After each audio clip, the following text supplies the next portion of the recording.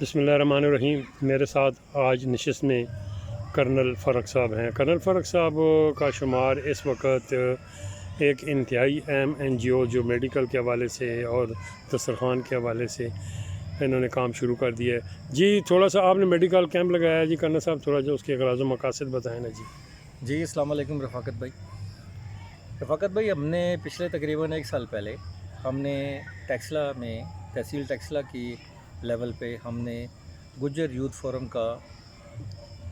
ہم نے اس کو سنگ بنیاد رکھا یا اس کو ہم نے مرز وجود میں لے کر آئے، اور یہ ایک پیور ایک رفائی تنظیم تھی جس کا بالکل کوئی پولیٹیکل یا پولیٹکس سے اس کا کوئی تعلق نہیں تھا، اور ہمارے جو مقاصد تھے اس ٹائم اس کو بنانے کے کہ یہ ایک ویلفیئر آرگنائزیشن ہوگی اور یہ ٹیکسلا میں بلا تفریق مطلب ہر عوام کی یہ خدمت کرے گی۔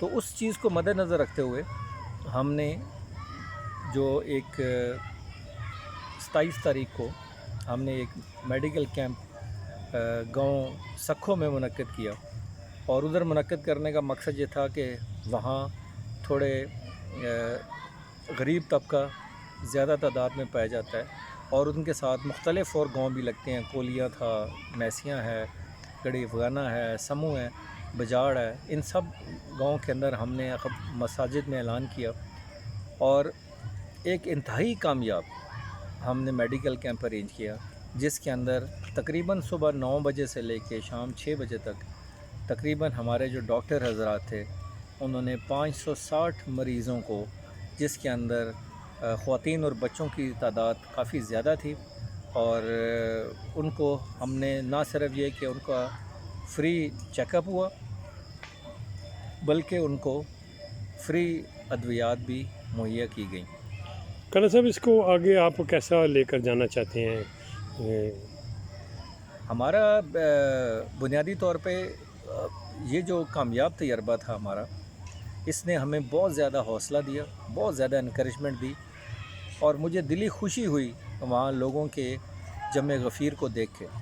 تو اب ہم نے یہ ڈیسائیڈ کیا ہے کہ انشاءاللہ اللہ نے چاہا اور اللہ کی مرضی سے ہم تقریباً 1 مہینے میں تقریباً 1 میڈیکل کیمپ ٹیکسلا کے مختلف یونین کونسل میں یا تحصیل ٹیکسلا کے لیول پہ جہاں بھی ہم اس کو بہتر سمجھیں گے وہاں ارینج کریں گے، اور انشاءاللہ اس کے ساتھ اس دفعہ تو ہمارا یہ آئی کا سیٹ اپ جو تھا وہ نہیں تھا، لیکن انشاءاللہ جو نیکسٹ کیمپ ہوں گے ان کے اندر ہم پوری کوشش کریں گے کہ ہم آئی کیمپ کو بھی اس کے ساتھ منسلک کر سکیں۔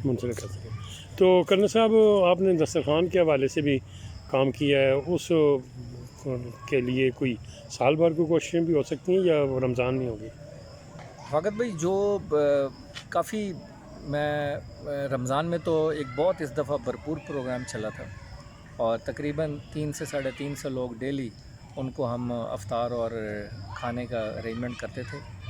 موجودہ جو ملک کے معاشی حالات ہیں، اور جس طرح آپ نے دیکھا ہے کہ جی لوگ انتہائی تنگی کا شکار ہیں، آئے دن آپ خبریں سن رہے ہیں کہ جی لوگ بہت تنگ ہیں، اور اس حد تک تنگ ہیں کہ لوگ اپنے خودکشیاں کر رہے ہیں اور اپنے بچوں کو مطلب بہت جو کانوں کی بالیاں سائیکلیں فروخت کر کے بل جمع کرا رہے ہیں۔ اور تو اس چکر میں اس سلسلے میں انشاءاللہ میں پلان کر رہا ہوں، اور انشاءاللہ عنقریب میں ایک ٹیکسلا میں اور وہاں میں 2 جگہوں پہ انشاءاللہ ایک دسترخوان لگانے کا ارینجمنٹ کر رہا ہوں۔ تو کرنل صاحب یہ دلی سکون کس خدمت سے ہوتا ہے؟ بڑا اہم سوال بھائی یہ ایسا کام ہے انسانیت کی خدمت، وہ بھی بے لوث اور بغیر کسی غرض اور بغیر کسی ریاکاری کے۔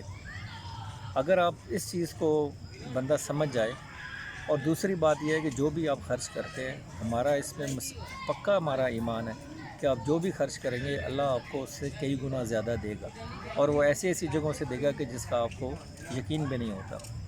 اب میں آپ کو مثال دیتا ہوں کہ رمضان میں جو میں نے افطار کا ارینجمنٹ کیا، جب پہلے دن تقریباً میں نے 300 350 لوگوں کو دیکھا پہلے روزے، تو میں کافی پریشان ہو گیا کہ جی یہ اگر یہی روٹین رہی تو یہ کیسے چلے گا.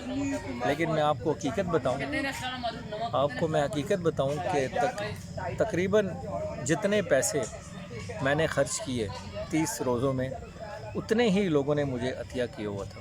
تو یہ آپ کے اوپر ایک ٹرسٹ ہے لوگوں کا، اور اللہ تعالیٰ کا فضل و کرم ہے کہ میں جدھر بھی جاؤں جب بھی کسی سے ریکویسٹ کیا کسی نے کبھی نا امید نہیں کیا. کرن صاحب تھوڑا سا ملکی سطح پر آتے ہیں. یہ توانائی کا بحران بجلی گیس ہے، لیکن آگے بلوں کی صورت میں تو بالکل کہ کیا انہوں نے معاہدہ کیا، کیا چیزیں کی ہیں جی. اب ایسے آپ کا کیا ذہن ہے کہ اس چیز سے ہم کیسے کاش یہ جو ہمارے حکمران ہیں کاش یہ غریبوں کو دیکھ کے اپنی پلاننگ اور منصوبہ بندی کرتے، لیکن ہمارے ملک میں نہ کبھی اس چیز کا رواج رہا ہے اور نہ کبھی انہوں نے. بالکل نعرے تو لگتے ہیں، اسمبلی میں آپ نے تقریریں سنی ہوں گی کہ ہم عوام کے لیے کر رہے ہیں. اب گزشتہ جو دور تھا اس کے اندر آپ دیکھ لیں کہ کوئی بھی ایسا بل، کوئی بھی ایسی پالیسی یا ایسے قانون قاعدہ یا رولز نہیں بنے جس سے کوئی غریبوں کو فائدہ ہو. اب IMF سے جو معاہدہ کیا گیا، اور مجھے اور آپ کو اس سے کیا غرض، یا ایک عوام کو اس سے کیا غرض.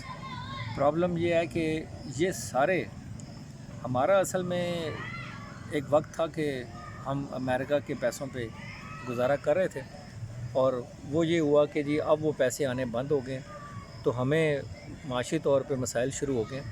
اور یہ بہت ہی ہمارے ساتھ ہماری بدقسمتی ہے کہ ہم IMF کے سامنے ہاتھ پھیلاتے ہیں اور پھر ہم یہ کہتے ہیں جی کہ ہماری مجبوری تھی. اب اس مجبوری سے غریب بندے کا کیا تعلق؟ جو بجلی کے بل ہیں یا جو باقی ایک بندہ بجلی کا بل دے، گھر کا کرایہ دے، بچوں کو کھلائے، وہ کیا کرے؟ تو حالات یہ بہت ہی نازک دور سے گزر رہے ہیں. تو اللہ ہماری حالت پہ رحم کرے. کرن صاحب آپ کا بہت بہت شکریہ. آئندہ انشاءاللہ پھر آپ سے نشست ہوتی رہے گی. شکریہ.